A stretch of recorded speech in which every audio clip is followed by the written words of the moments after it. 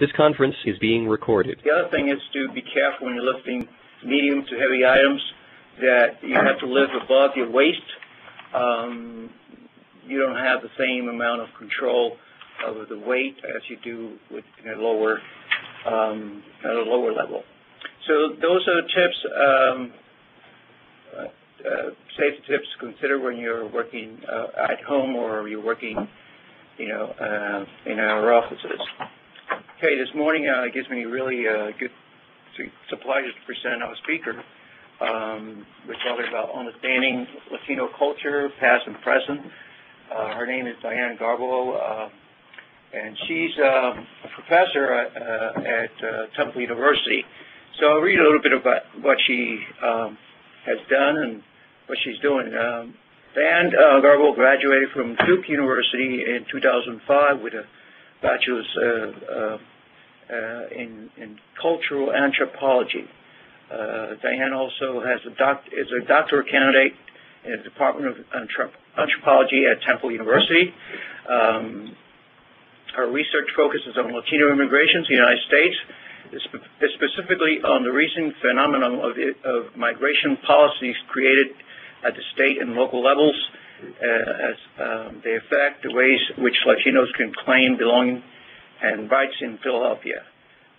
Part of her research deals with shifting definitions of citizenship and race in contemporary moment, and in an attempt to understand how Colombian migrants seek to distinguish themselves from other Latinos as they simultaneously form alliances with other Latino migrant groups in the country. She's an instructor in Latin American Studies program at Temple University and teaches classes on Latino immigration and race and poverty in the Americas. So I'll present you Diane, and you can take it over. Good morning. Thank you, everyone. Thank you for having me here today. So I do want to talk about understanding Latino culture, and I'll do sort of a historical overview and then more contemporary engagement with different immigrant groups, always keeping in mind. So first, I do want to talk a little bit about myself and a little bit about anthropology to sort of provide a framework. So I'm a cultural anthropologist, meaning I'm a qualitative researcher, and so cultural anthropology is concerned with, people's culture and ideas and behaviors and thoughts and perceptions of the world. So what I basically do and all cultural anthropologists do as part of our research methodology is what participant observation. So cultural anthropology traditionally was, people going outside and imagining themselves going to remote civilizations or societies, right? Sometimes we think about Indiana Jones or the Leakeys going into where no man has been before, right? And that's sort of changed dramatically in recent years, but we still keep the idea or the research of going somewhere, going into a community, whether it be urban Philadelphia in 2013 as I do, or going to I have friends and colleagues who do their research in southern Sudan or in the Guangxi in China, right? So, but that, that sort of changed a little bit. But you go and you basically, the idea is to live and participate with a community, get to know people, and hopefully interview them long term and get to know them across a long period of time, at least a year, usually fieldwork lasts, and that's what we call our research, fieldwork, going into the field, right, going into these other places. So I'm a little bit different in that sometimes I take the subway or the bus in Philadelphia to the field to hang out with people. An anthropologist, John Jackson at University of Pennsylvania, has described sort of anthropological research as deep hanging out. So just kind of hanging out with people, letting them get to know you, you getting to know them and know their full lives completely, and taking what they say at face value, whatever they think about the world as your data, and not someone who sort of says, okay, you say this, and what does that mean? But let someone else's thoughts really guide your questions or your connection. And so we collect interviews, we sort of take notes on whatever we see and do. So sometimes people are always with a pad and paper being like, oh, that's really interesting what just happened, and mark that down. Or sometimes it's collecting life histories, meaning talking to a person, okay, tell me about your life story. Let's think about that. And then thinking about life stories as being shaped by, a larger historical context or a political moment or an economic situation. And so I'm going to sort of try and bring that, sort of contextualize everything I'm talking about today in different historical periods. And so I also will tell you a little bit about myself and how I got interested in my research with Colombian immigrants in Spain. So actually my family's from Colombia. My mom is from Colombia. She moved to the U.S. in the late 70s, early 80s, I know. And people look at me sometimes and say, "You, what? How is that possible? No, you're not Colombian." Yeah, I am, right? People, all Latinos can look like, right, quote unquote, look like anything else, and we'll talk about that a little bit in my talk today. So as an undergraduate at Duke, I had the wonderful opportunity to study abroad in Spain, and so I lived in Madrid for 6 months, and I did all my classes in Spanish and my coursework, and I was already fluent in Spanish, so my, everyday operations in the city were probably a lot easier than my counterparts who were like, "Oh, what's that word for things again?" So I had a lot of independence in the city, and sometimes I would interact with people, either cab drivers or just people in checkout. Say, your Spanish is good. So where are you from? Because they could tell my accent was not from Spain. It's like, "Oh, are you Mexican?" I said, "No, I'm not Mexican." So they understood my accent as something not from Spain, right? Where they have a little bit, they have the list, right? And they say gracias, and they have different vocabulary, different conjugations. I said, "No, but that's so interesting that you think that," right? We have different sort of connotations or assumptions about Mexicans in the United States. And I co-taught English in an elementary school, and I came to realize that there were a lot of immigrants from Colombia, Peru, and Ecuador who were recent migrants to Spain, and I got to know them and did a small research project. And by and large, most people that I interviewed, these migrants, these Latino migrants coming to Spain, some had been to the U.S. before, returned to their home countries, and then decided to try Spain as a new destination. And they thought, "Oh, well, we share a culture. We have this long sort of shared commonality, and we share a language." So we thought maybe it would be an easier situation. You don't have the language barriers, the language difficulties. And then they got to Spain, and they said, "Oh my God, we face so much discrimination, right? All this unanticipated discrimination that they thought they would avoid by migrating to Spain instead of the U.S. sort of took them by surprise." And I thought, that is so fascinating. That's so interesting. And they said also what was really interesting is that there was no concept of Latino or a commonality, right? You were sort of divided by nationality, and that was fine, but that was really sort of an interesting concept that arises, or its significance emerges in a U.S. context. I said, "Wow, that's really something that's interesting that's going on," and it sort of helped me decide that this is what I want to pursue in my life, this is what I want to study in my career, and I did end up focusing on Colombians in Philadelphia for various reasons that I'll get into, but I thought Philadelphia became this really interesting context, as Victor described in my bio, where Philadelphia has been sort of devastated by deindustrialization and population decline for the past 60 years, and struggling like other deindustrialized cities like Baltimore and Pittsburgh, right, with the loss of manufacturing. So since about 2000, Philadelphia local government, city council has been trying to attract immigrants, right, as a way to recoup this population loss over the past 60 years, as to gain a more solid tax base and hopefully grow business, right, and grow industry. And that sort of represents this very different thing than, if we're watching the news or reading the news, the other sentiments or ideas about immigrants across the U.S., right? Sort of this unique space, and it's not alone. There's some other initiatives in places like Dayton, Ohio, and Baltimore is now starting to sort of try and attract immigrants through creating institutions and trying to create local policy, right? Its own local immigration policy, which is this sort of new phenomenon. We've seen, some legislation passed at the state level, but now we're also starting to see it passed at the city and local level. So that's where my research takes up. So we can go to the next slide, and I do want to take a minute to parse out or pick apart, right, Latino or Hispanic, right? Sometimes we all hear those interchangeably, and you're like, are they the same thing? Where do they come from?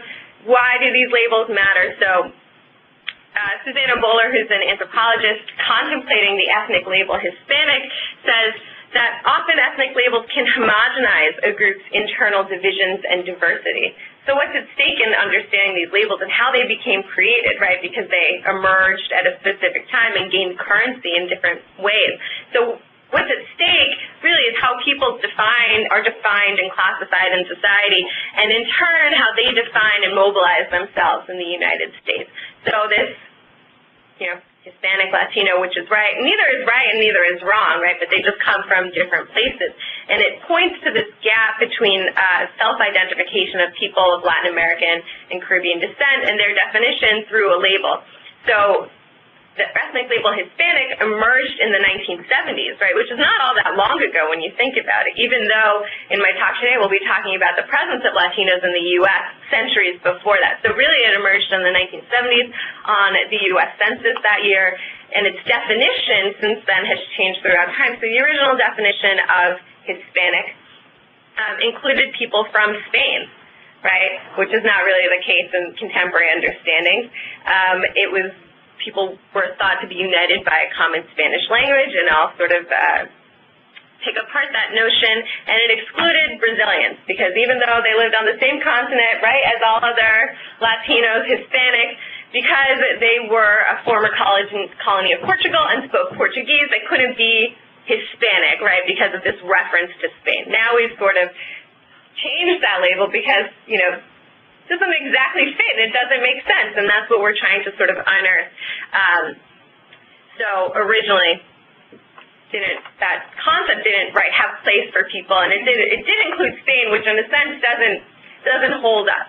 Okay, and so several people, there were movements and political struggles in the 1960s and 70s, right, alongside the civil rights movement in the U.S., the Chicano movement, where Latino was created as a response to this, as a response to the Hispanic label. So Hispanic label, something, U.S. government, state agencies sort of created and disseminated right through. We also hopefully filled out the census in 2010, or anytime you're at PennDOT or the DMV, right, sometimes you have to check these boxes, but we all recognize the ways that these boxes don't really quite fit into people's complicated lives. People's lives are complex, they're multifaceted, right, and they're dynamic.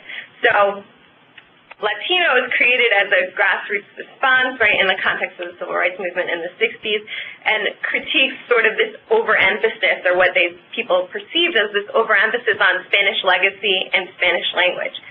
Spanish language is really interesting, too, because the name, or the label Hispanic sort of implies this legacy and this language commonality. However, there's two sort of main points about that, is that one, most Latinos or Hispanics after first generation in the U.S.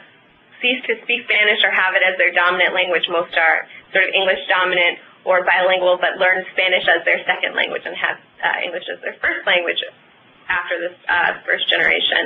And second, not all Hispanics coming from Latin America, all Latinos coming from Latin America and the Caribbean speak Spanish as their first language. So you have indigenous people, right, native Latin Americans speaking Aymara in Libya and Quechua in Peru, right? These sort of native Mixteca from Mexico, and Mexico has like 17 different languages, right? So it doesn't take into account that a lot of people coming from these places, we would assume they would speak Spanish, but that's not even their first language, right? So it just sort of troubles this sort of neat label that can sometimes erase these significant differences. So this umbrella category is problematic. So a sort of Latino as a response highlights this kind of self-determination and in large part a recuperation of some of the diversity lost by this ethnic label Hispanic. And it's significant also because there's a recognition that the southern half of the Western Hemisphere, meaning Latin America and the Caribbean, refer in Spanish to that geographic region as Latino America, right? As, we say South America, right? They call it Latino America, right? So those people coming from it were like, well, we're Latino Americanos. We're coming from this place. That's what we call it. And so it sometimes makes sense. As far as preferences go, sometimes there's a preference by generation, right? And oftentimes they're used interchangeably. Some people, might prefer one or the other. I myself prefer Latina, So sometimes folks who migrated to the U.S. decades earlier still use Hispanic as their main sort of self-identifier.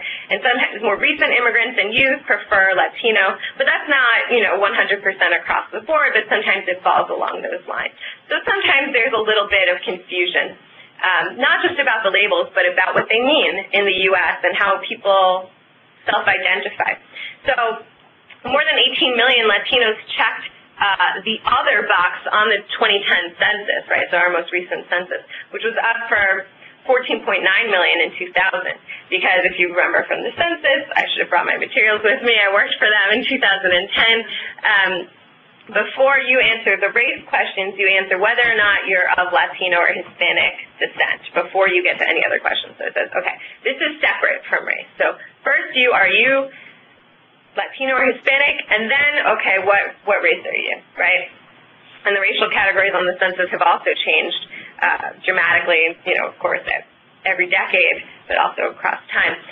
So more than 18 million Latinos checked other, right, as the racial category. Yes, I'm Hispanic or Latino, and then they moved on to the race, and they thought that they didn't fit, or decided that these racial boxes, right, Black, white, Asian, and then dispersed into nationality, Native American, didn't apply to them. They thought of themselves as something else. So it's this sort of indicator of this sharp disconnect between how Latinos view themselves and how the government in some ways wants to count them, and it's not just the government, but sort of all of these measures. So many Latino argues that the U.S.'s racial categories, and indeed the government's very conception of identity, doesn't fit them, or it doesn't fit their lives, their livelihood.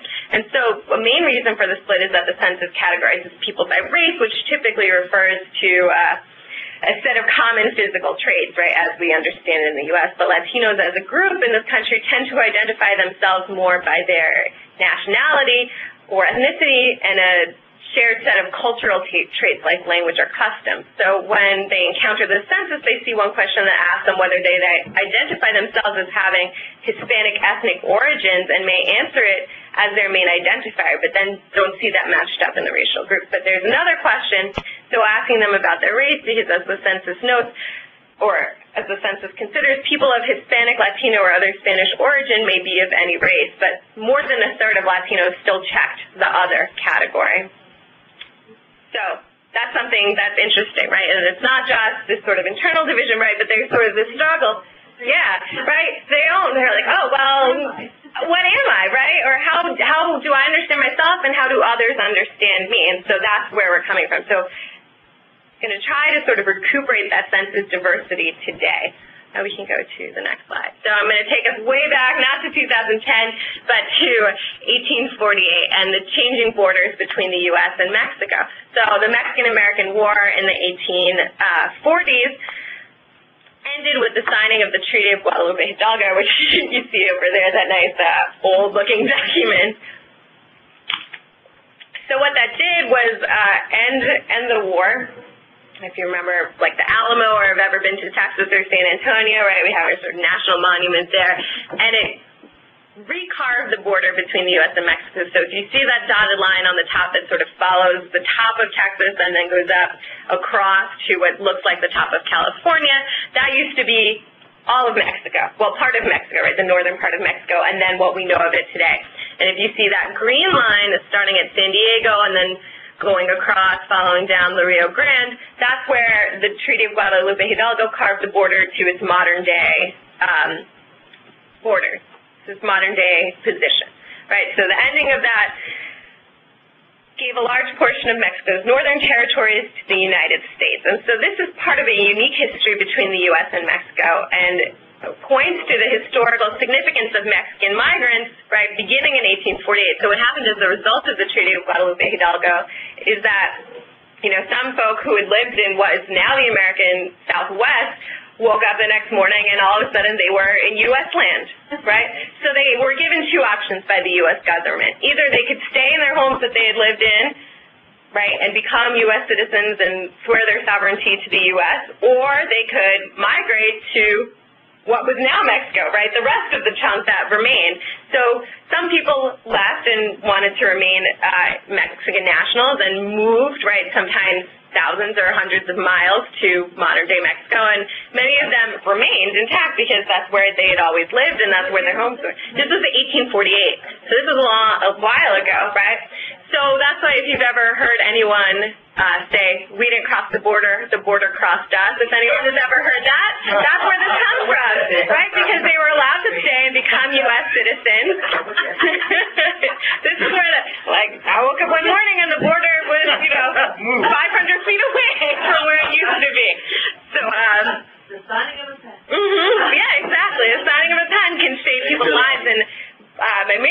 that it does so for centuries to come.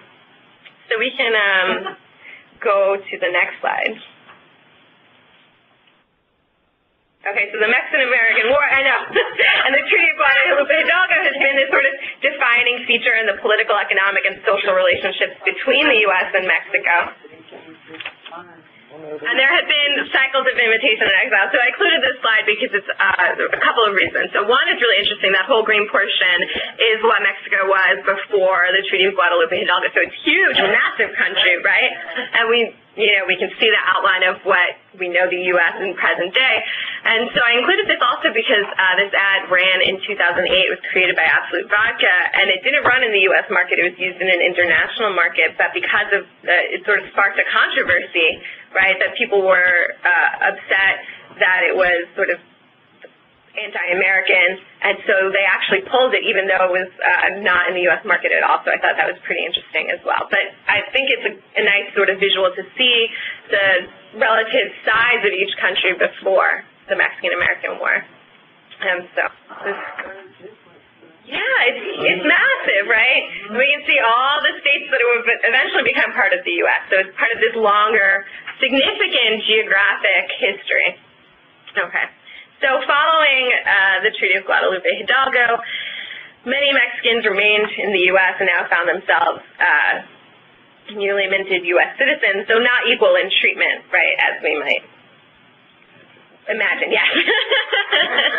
So according to the terms of the treaty, approximately 80 to 100,000 Mexicans were disenfranchised from their Mexican nationality and became U.S. subjects, if not quite citizens. And so a sort of regional political workings took shape in what became the American Southwest, and mining and railroads and ranching and agriculture were the main sort of industries that the Mexicans remained worked in, right? They had a knowledge of ranching, and that's how they had made their livelihoods in that portion of what became the U.S. And so as the U.S. expanded westward, and there was the gold rush, right, the 49ers, 1949, right, and the Super Bowl who lost, but, right, the 49ers come from that term, right, everyone moving rapidly to California to sort of seek gold. So the Mexicans who had already been living there had this extensive knowledge of mining and of the area, right, the living in the desert, mining, ranching, and all of these things, and I'll return to that at the very end. So what happens after the Treaty of Guadalupe Hidalgo is, in a sense, these cycles of invitation and exile for Mexican migrants and those who remained in the U.S., right? At different points in U.S. history, they were actively recruited and invited for their labor and their knowledge of the land, and then at other points, right, in sort of economic crises, especially during something like the Great Depression, they were sort of exiled and deported out of the country as well. So you have this tension between this recruitment, and I'll talk about the different moments in time when that happens, and then as soon, when there's less jobs and availability, right, pushed out again. But always a sort of ready, waiting body once the U.S. needs certain type of labor, and especially agriculture, right, throughout the century since the 1800s until the present day in that area, right, really significant. So during the 1920s, if we fast forward a little bit, there were both proponents and opponents of Mexican migration, and they regularly compared Mexicans to other racialized and immigrant groups in order to portray them, Mexicans, as more or less desirable, respectively. And sometimes when it comes to immigration, we understand each new other in relation to other groups, right? And that's another sort of depiction of the states that are encompassed in the land gains. So,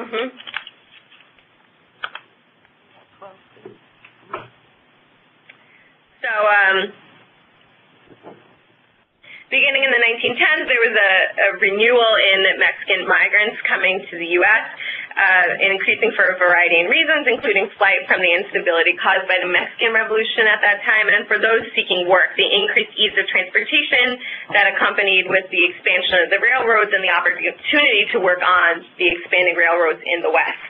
So in the 19-teens and the 20s, industry and agribusiness, right, big agriculture leaders, depended on low-wage laborers, and they rallied against harsh immigration restrictions on Mexicans because they were desirable labor migrants. Exactly. They argued at that point in the 1920s, the debates about immigration around Mexicans, those in favor of Mexicans as labor migrants argued that they weren't a threat to U.S. society in any way because they were quote-unquote called birds of passage, and that they would work for hard, low wages and then return to Mexico. So the proponents, right, those in favor argued, oh, don't worry, it's fine. They won't stay. They'll just go right back, so we don't have to worry about it. And that's why they were in favor of it, in part. Those who opposed it characterized Mexicans as sort of a invading, threatening force that will stay, and then their population will increase, and they will also become sort of a problem group, and liken them to African Americans and Puerto Ricans living in the U.S. at that time, right? That were considered and perceived as a problem because they were racially different and they couldn't be pushed out, right? Because, and I'll talk about it, Puerto Ricans at that time already had U.S. citizenship, so they could come and go as they pleased. So, I'm running a little bit longer, right? So this sort of characterization of depicting Mexicans in the 1920s as birds of passage underscored their sort of temporary position on the margins of society, and after all, it was their labor, not their sort of civic presence or participation that was desired. And later, so then the Great Depression comes and jobs are scarce for all Americans, right?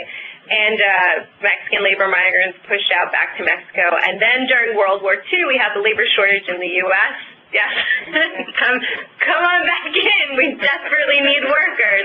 And so in the face of labor shortages related to the U.S. involvement in World War II, the U.S. federal government initiated, alongside the Mexican government, what became to be known as the Bracero Program as an administrative measure to institutionalize and regiment the supply of Mexican migrant labor to support U.S. industry. So this legalized importation of Mexican labor provided a federal guarantee kind of for unlimited cheap labor in a sense. In addition to the legal contract between the two governments and independent businesses for employers to recruit Mexican nationals to come over. So it facilitated undocumented migration at the level that it surpassed legally contracted Bracero programs. So there was a stipulation of how many people could come over, and yet recruiters, right, businesses eager to sort of sustain themselves in this labor shortage, you know, sort of looked away from that and thought their primary goal is keeping their businesses alive. And also, employees preferred undocumented workers because they could evade the bond and contracting fees guaranteed by the Bracero program. So the Bracero program had all these measures in order to protect laborers, right? A minimum wage, bond guaranteed, payment for travel to the U.S., guarantee of, you know, minimal health insurance, some housing, exactly, some protections of you can't work this many hours, right, sort of to, you know, minimize exploitation. But there were ways around it as employers preferred undocumented workers so they could sort of skirt those restrictions. And in this period, there was sort of this unofficial open border strategy, right, of labor recruitment during World War II. And then at the end of World War II, many of the veterans returning to the U.S., right, sort of sought their old job backs, and it was a little more difficult, right? Exactly. Okay, thank you very much for your time and participation, but we're done here, kind of thing. And it took a little bit longer, but in 1954 and 55, the U.S. created what was called Operation Wetback. So if anyone's ever heard that as a derogatory term, that was the actual official name of the program that sought to deport any Mexican migrants that had been recruited during the Bracero program that still remained decades later. And so they deported 2.9 million Mexicans under that operation, and including an unanticipated tens of thousands of U.S. citizens of Mexican descent. Because some of them... everybody together. Exactly. So some of the measures deported tens of thousands of U.S. citizens who had been born in the U.S. for sometimes generations, right, as we can see in this history, and sometimes more recently born U.S. birthright citizens as part of these measures. And also that's still not that long ago. So we see these sort of, this complicated relationship, right, between the need for labor and migration, and then this complicated history of these cycles of invitation and exile around this area. Okay, so we can go to the next slide. And now I'm going to go focus on the history between the U.S. and Puerto Rico. So throughout the 20th century, the fate of Puerto Rico and its people sort of has been undeniably linked to the U.S. In 1898, the U.S. occupied the island of Puerto Rico as part of their victory in the Spanish-Cuban-American War. And it was within that context that the U.S. had come to perceive the Caribbean region, right, as an important commercial route to Central and South America and a potentially important military location for defending the U.S. mainland. So the Jones Act in 1917 conferred U.S. citizenship upon Puerto Ricans and, effectively tied their fate together. So about 20 years after they began to occupy the island, they conferred citizenship on everyone born in Puerto Rico.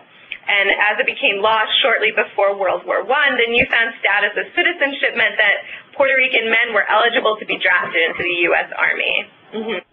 And so citizenship in name and not completely in practice.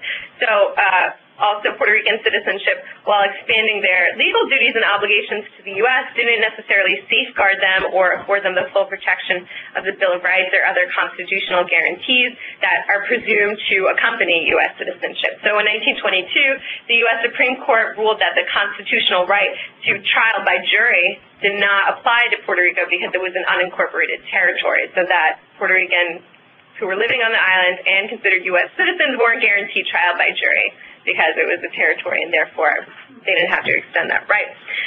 So, though the Jones Act established citizenship for Puerto Ricans, the governor at that time was still a U.S. appointed official, so no sort of democratic elections in appointing them. So we can go to the next slide. I just have nice visuals. If anyone gets bored of me yapping, I can look at prettier pictures. This is just a map of Puerto Rico and a lot of the major cities. So it sort of created this sort of two-tiered structure for Puerto Rican political rights and denied them sort of equal rights to political participation. So they were bestowed with this kind of decidedly passive or second-class citizenship. The denial of the right to trial by jury, the ability to be drafted into the U.S. Army at the dawn of World War I, and then eventually, in the post-World War II period, Puerto Rico's colonial status was revised in order, this is a direct quote from, I don't have it, but in order to give the appearance that Puerto Rico was no longer a U.S. territory without any semblance of self-government, and then instituted democratic elections and officially designated it as a commonwealth and not a colonial territory. So that didn't happen until post-World War II. So we can go to the next slide. A nice, lovely picture of Puerto Rico. That's the large colonial wall, like a military wall put up around San Juan.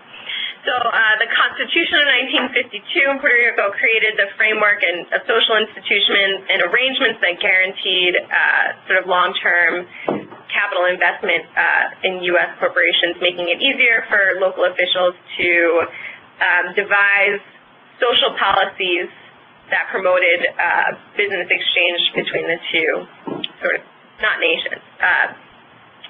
The Commonwealth model favored duty-free access to the U.S. mainland market and a common currency and U.S. military force. So that's sort of what we see today.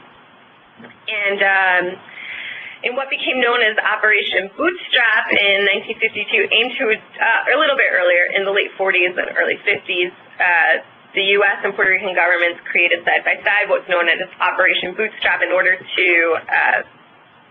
it's a twofold sort of purpose, to address what both governments perceived as overpopulation on Puerto Rican island and to be able to recruit labor force to the U.S. as well. And this is where you see the beginnings of Puerto Rican migration to the U.S., especially the East Coast, predominantly to New York, Chicago, and Philadelphia, continuing on. And so the social phenomenon of this back and forth migration between Puerto Rico and the United States is facilitated by this guarantee of U.S. citizenship that was implemented in 1917. And one of the defining elements that distinguishes this sort of historically specific transnational, meaning right between both places, transnationalism of Puerto Rican migration, and also differentiates Puerto Ricans from many other Latino groups. And so I spent a significant amount of time on Mexicans and Puerto Ricans because they have the longest and most significant history of migration to the U.S., and they also have that big difference of citizenship, right? In some ways facilitates certain things and in other ways impedes them. And they represent the largest portion of Latinos living in the U.S. today, Though I will note that migration since the 80s and increasingly since the late 1990s and early 2000s has been increasingly diverse from places across Latin America and the Caribbean. So more Latinos coming from other countries at a generally faster rate. And also since the 1960s, right, the third largest Latino group in the U.S. are Cubans, and since the 1960s, because of the U.S. Political relationship to Cuba, all Cubans who enter the country have been guaranteed political asylum and refugee status. So that's a right, all of these different sort of ways or pathways of entry, right, can shape people's experiences and lives and cultures in the U.S. So we can go to the next slide so you can think about. So in part what shapes the diversity of Latino culture is the different relationships between the countries of origin and the U.S., and it's just as important when people come, right, what decade, what context they're coming into. So newer waves of migrants bring with them cultural differences and innovations from their home country, and also their sort of political, social, and economic positions within the U.S. and their access to opportunities or resources are shaped by these longer sort of historical structural forces. Sometimes also the conditions or the reasons why they migrate in the first place can shape their experiences in the U.S. as well. So you can just change the slide. So there are some important changes in contemporary migration. Likewise, there have been improvements in technology that facilitate communication and travel, so that promotes a more transnational existence, right? People coming over in the 19-teens or the 1920s did not have Facebook or Skype, right, which might seem like, you know, smaller things that now we've sort of integrated into our life depending on how much we enjoy social media, right, but they make a significant difference if you're a migrant who's coming and you still have family at home, right, the ways and the frequency with which you can keep in touch or see pictures, right, it makes a huge difference. I mean, think about it. If you've got any relatives in other states and you do use those things, I mean, even email, right? It just sort of changes the nature of communication. So it promotes a sort of like transnationality, right? Having one foot in one country and another foot in another. Or as one of my informants for my own research once expressed to me, he said it's like having your heart in two places, right? You can sort of, yeah, I know. I thought that was really, really lovely, right? So these small things can make an actual tremendous impact on transnational migration. And so this is a photo of the Mexican national soccer team that competed in the Olympics, and what's interesting about it is that there were U.S.-born Mexican women of Mexican descent who went and played for the Mexican national team, right? So this sort of transnationalism, okay, so they're born here in the U.S., but they still sort of can go play in the Olympics for Mexico. Yeah, 2 hearts in one place, or two kicks, or 2 goals, or, you know, something across those lines. So also what's important, too, is our remittances, or money sent home by immigrants residing in their new countries, in this case the UAE, and it sort of maintain not only strong familial economic ties, but for many nations in Latin America, it can represent an increasingly important part of their economy, right, relying on remittances sent by relatives living in the U.S. So we can go to the next slide. I just have pretty pictures from now on, really. So if we want to consider other nations, right, Nicaraguans, Guatemalans, and Salvadorans left their communities of origin in the 1980s, right? We see the first waves coming for the largest, first significant waves, primarily to escape poverty and political turmoil of dictatorships and civil war occurring in those countries at that time, right? Those often become the reasons why people migrate. And in the case of El Salvador, sometimes it's precisely migrants' location in the exterior that make them so valuable for the home country, because they're located outside the country. They can transfer goods, remittances, right, the money sent home, and notes you back to the home land. So banks, credit unions, currency exchanges, and money transfer services send central banks information about transfers that appear to be these migrant remittances, right, or the money sent home. So using that information, central banks report monthly annual remittances as credits in their balance of payment statements. So international financial institutions like the International Monetary Fund or the World Bank use these central banks' info to access global remittances. So additionally, remittances income is grouped with donations, like from development funds, and that governments send to one another. So accounting for these practices sort of elevates these informal exchanges between families, they sort of get counted, right, when they're looking at what's going on, the global exchange of money, to the level of foreign assistance. And there are the ways that people talk about them are increasingly important. So migrant remittances to El Salvador exceeded $2.5 billion in 2004, the money sent home. So Salvadoran families depend on that migrant remittances, and one of the key reasons that Salvadorans migrate to the U.S. is to earn money and to send it home. And increasingly, right, well, I'll talk a little bit about, I'm a little short on time, the increasing settlement of Salvadorans and other Latino immigrants in sort of new places, right, not the traditional large gateway immigrant cities like New York or Chicago or L.A., but sort of second-tier, smaller cities, and increasingly the suburbs directly, just moving straight from their home country to the suburbs. So El Salvadorans are now picking up in D.C., right? That population is growing. So, in Nicaragua, there was, in the 80s, increasing political violence from the Contra War, and that shaped migratory processes to an even greater degree. So, sociologist Doug Massey, who's a famous academic, has done this huge long-term study on Latino immigration to the U.S., and in studying Nicaraguans, he found that it was less about the increasing violence. Of course, that was important, but what really seemed to spur or be a catalyst for increased Nicaraguan migration to the U.S. was U.S. involvement in the war. So if anyone in the 80s remembers the Iran-Contra scandal, I'll admit it, I'm young, I don't remember, but in learning about it, right? I'm a baby.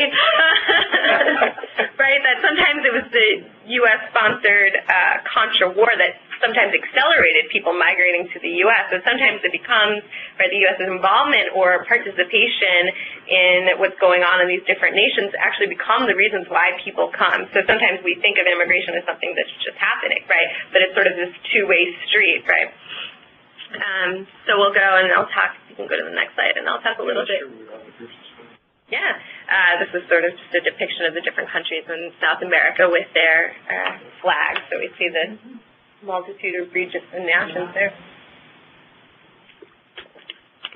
So I'll talk a little bit about Colombian immigration, since that's my major focus. So significant waves of Colombian migration to the U.S. have coincided with major economic restructuring. So first began in the late 70s after decades of a sort of low grade, but then increasingly intense civil war between the guerrilla forces, right, that control the narco-trafficking and the government itself. So they first sort of came in big waves to the U.S. in the late 70s, which coincides in Philadelphia in particular with the aftermath of deindustrialization, and Colombians encountered the already established Puerto Rican community in the city. The second sort of significant wave of Colombian migration to the U.S. and Philadelphia also began in the late 1990s as this direct result of the restructuring of the Colombian economy and government. They had a little bit of a financial crisis in the late 90s, so people were looking for a new place to go. So part of my research focuses, and also part of Philadelphia's initiatives to attract immigration. Okay, where are we going to go?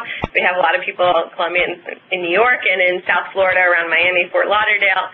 But in looking for new places, they're like, oh, Philadelphia, they're looking for immigrants. That sounds like I could do that. So also as a multiracial group, Colombia actually has the third largest black population in the Western Hemisphere after the U.S. and Brazil. It has the highest number, of Afro-Latino or just Africans people of African descent in the Western Hemisphere. So,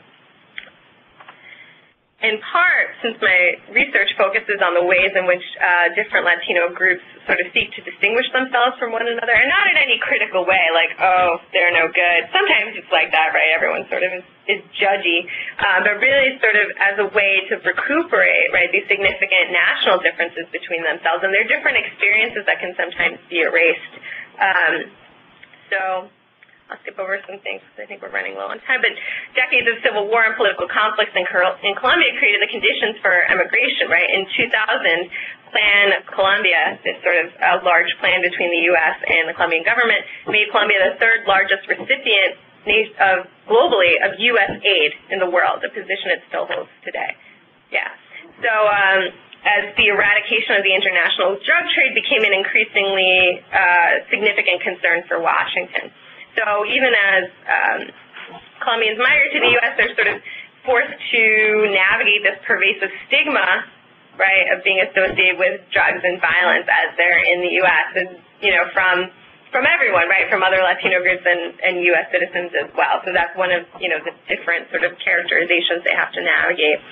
So even as Colombia becomes sort of this beacon for economic reform in the 2000s since Plan Colombia, the president at the time, Álvaro Uribe, was a political ally of Bush. In order to be in accordance with its aims, this sort of new economic position, right, and strongly aligned with the U.S., sort of transforms Colombia's relationship to many of its neighbors, right? And think about Colombia and Venezuela having Hugo Chavez as the president, right? It has a very contentious relationship with the U.S. government. So what's also at the heart of the ways in which different Latinos sort of seek to distinguish themselves from one another is what's going on in their countries of origin between themselves. So it's not just their relationship to the U.S., but, you know, Colombia and Venezuela's relationship to one another will shape how Colombians and Venezuelans living in the U.S. relate to one another too, right? They're on top of these current political contexts. So I first caught on to this in 2010. There was some violence along the border between Colombia and Venezuela, and so I attended with some people that I know a rally for peace in Philadelphia, and an older gentleman turns to me and he's like, yeah, you know what, those Venezuelans, they used to think they were so much better than us. They had this oil money, and they have all, it's funny, they have all the Miss Universe things, and, you know, they think they're all great, but now they have Chavez, and, like, they can't really talk too bad because everyone is like, wow, that guy is, you know, what is he doing down there? So he says, right, so I'm like, oh, that's so interesting, right? The ways in which migrants, you know, Latinos relate to each other have not just to do with their history, but also their sort of contemporary political relationships and how they exist in the U.S. is still shaped by what goes on between their countries of origin. Okay.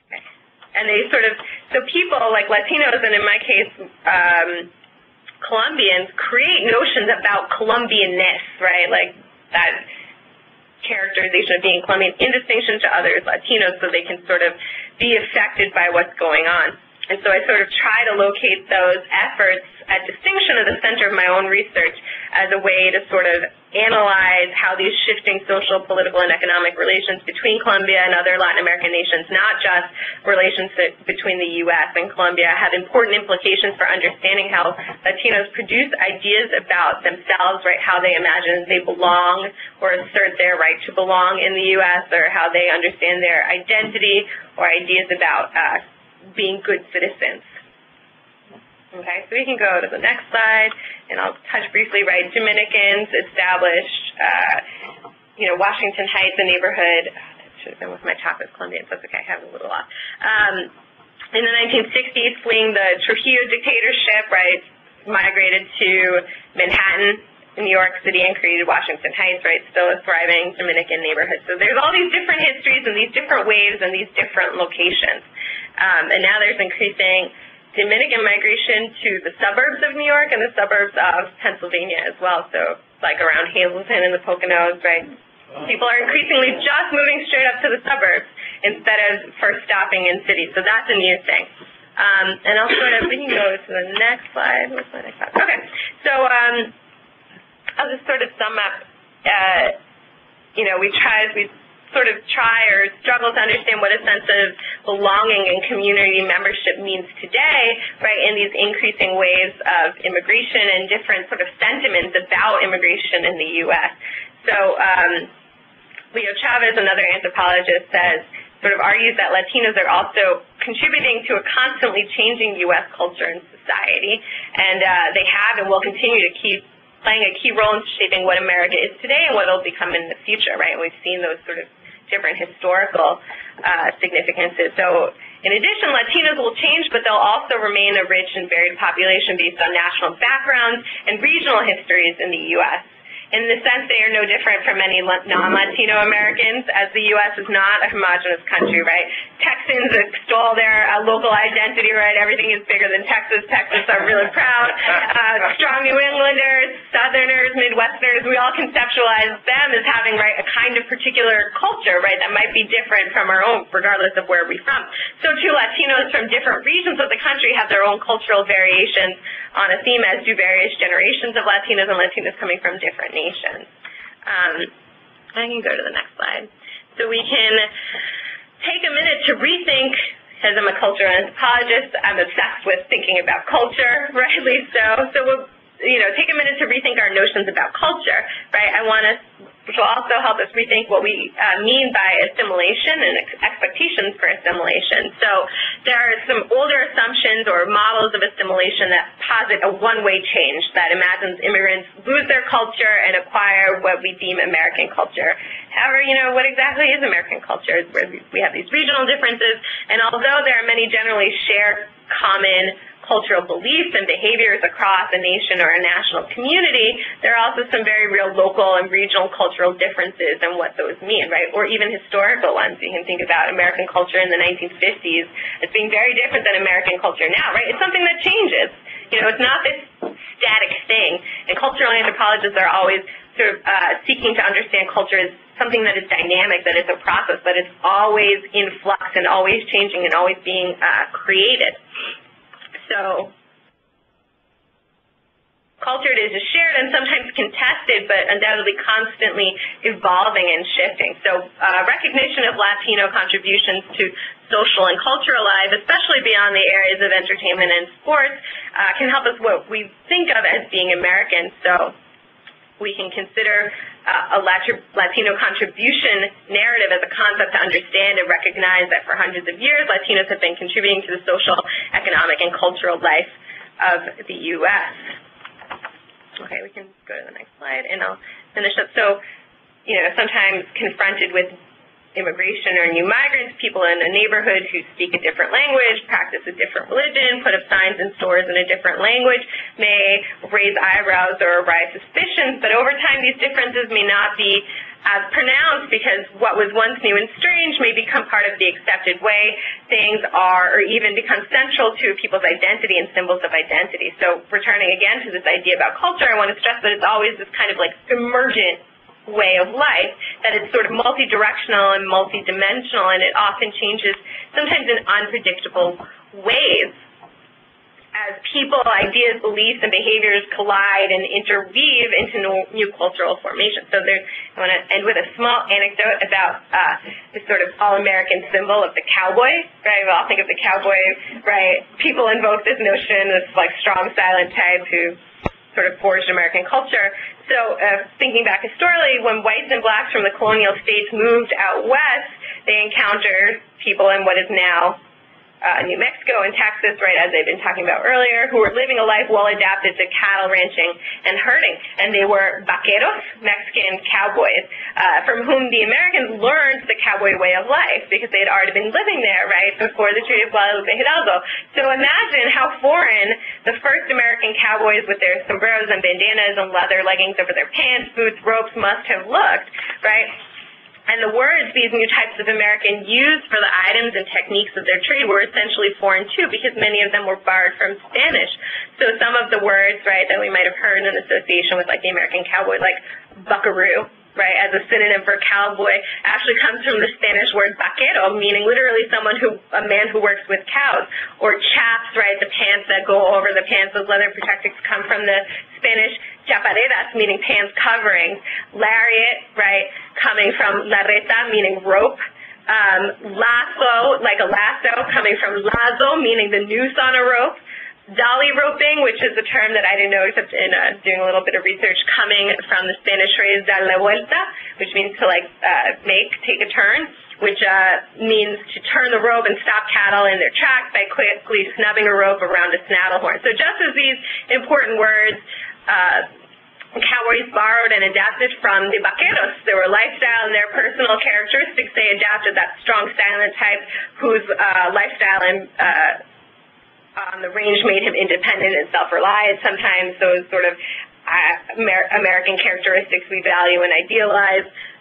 Maybe not personally, right, but we hear that these are sort of significant cultural and symbolic ideas. So clearly it's not that migrating west, encountering Mexican vaquero culture and creating the cowboy did not represent a destruction or degradation of American culture. Rather, it represented sort of a significant moment where American culture changed, right, incorporated novelty and produced a powerful cultural symbol for years to come. So Latinos in the U.S. have experienced cultural change, incorporating new ideas and behaviors into their lives and identities as well. For example, Mexicans living in Texas before it became part of the U.S. Experienced thousands of Germans migrating in the 1800s into what would become parts of Texas, and they had a profound and lasting effect on Tejanos, right, Texans of Mexican descent, right? And in the 1800s, those German immigrants brought with them the accordion and their fondness for polkas, and they played during their parties. So local Tejanos heard the music, picked up the accordion, and adapted, fitting it to their preferences. So soon Tejanos were playing a new style of music that came to be known as conjunto, Tex-Mex, Tejano, and norteño music. So to many Americans now, it just seems as if it's just Mexican music with the accordion, right? But that music was a real American invention, blending German polkas, Mexican ballads, and other song styles, right? So really at the heart, we have our lives sort of always enriched by these cultural exchanges, even if we might not be completely cognizant of them. And so I'll end there for today. Thank you. Question? Yeah, let's see if there's any questions. Yes. Hi. At the beginning, we're explaining the difference between Latinos and Hispanics. Yes. You mentioned the Chicano movement. Could you say more about what that is? Sure. The Chicano movement, absolutely. And Chicano refers to Americans, U.S.-born people of Mexican descent. And so where that fits along with Latino and Hispanic is especially in the 1960s, as you see, Mexicans have the longest history of migration and social, economic, political relationships to the U.S. So in the 1960s, alongside the civil rights movements and African Americans struggle for equality, there were Chicanos, especially in the West and the Southwest, who struggled in solidarity with African Americans and sort of sought their own political and civil rights, and was part of this larger movement for recognition and identity and political equality in the U.S. So Chicano comes from that, and it fits into, and so that's part of that distinctive, longer legacy of Mexicans living in the U.S.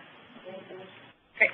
I really appreciated your historic references because my husband's surname is Lopez, and he's always known his grandparents have come from Italy. So he's always been interested in genealogy, and he's been plugging away for the last year. He got some records from the Mormon Church, and he has thousands of records now. And so far, he still sees the Italian background, but as he does research, he's curious to see if there's any Spanish line or whatever, but I think what it does when you start to go back, and now he's learning how to read these Italian records. He has the Rosetta Stone. He's having a blast, I'll tell you. But I think what it whets your appetite is to try and understand what was going on in those years. I mean, he got back to the 1800s, maybe late 1700s or something like that. And it just whets your appetite to just more like, I wish I could see them, or just know what they were living. Or sometimes you'll see there might have been some type of illness, because they'll see a lot of deaths of young children, and it only makes you want to do some research. Yeah, it does. You're putting the history with border lines and what was going on at the time. I found it very interesting, and I think we need to understand more of that, because it does bring it together. And just like with my husband's grandparents, they didn't speak English, and it was the Irish and the Italian against each other. There's always something going on, but I think when you understand, helps tolerate. It really does. It just brings into a different perspective. You're like, oh, okay. Yeah, it does. So he's having a blast with it. Oh, great. I hope he has, he can make sense of these records now and find the And when you were talking about explaining that you come in the country to help us because we're of the war, and then we ship you back home, so that in and out, in and out, in and out. And then you had all these other agreements. So it kind of helps you understand why they're having some difficulties defining immigration and changing immigration. There's a lot of contradictions. There was a lot of dependency in the beginning, and things were established for different reasons. So I thought that was interesting. Yeah, absolutely. And actually, like, border patrol along the U.S.-Mexico border didn't exist until the 1920s. So before that, it was largely just open-door policy, right? And so when we see, you know, the tensions or debates around immigration and around legal immigration and assume Mexican immigration, right, it has this much, much larger history, right, that's been established and these different sort of, you know what you're saying? Yeah. That piece. See today, struggle. Hearing that was very interesting. Can we open it up if anyone has any questions? Carly?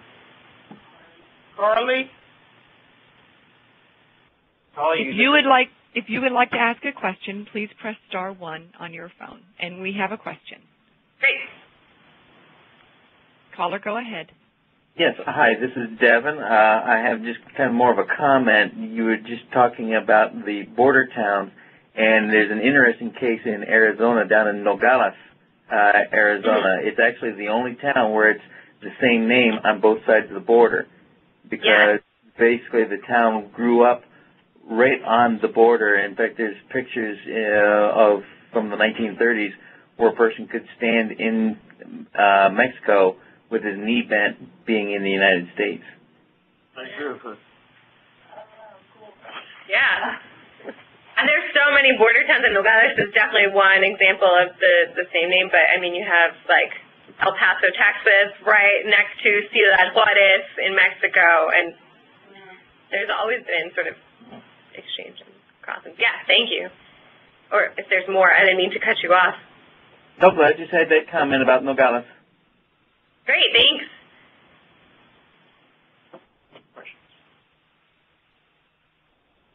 Any other questions? I don't see any. Well, thank you for joining us in this interesting perspective on Hispanic cultures, and give us an understanding as Americans where we come and how this relates to the current issues relating immigrants, you know, and specifically that attached to mainly, yes, Mexicans. Is still the dominant issue, political issue of these days. So thank you very much, and we have another workshop program coming up this afternoon, and so thank you for joining us. Thanks, everybody. Thank you. Thank you. Thank you guys very much. Thank you. Oh, thank you so much. Thank you. I'm glad you enjoyed it. Oh, I was nervous. You love your research. I do. Like, they say I'm animated, but you were born in hell.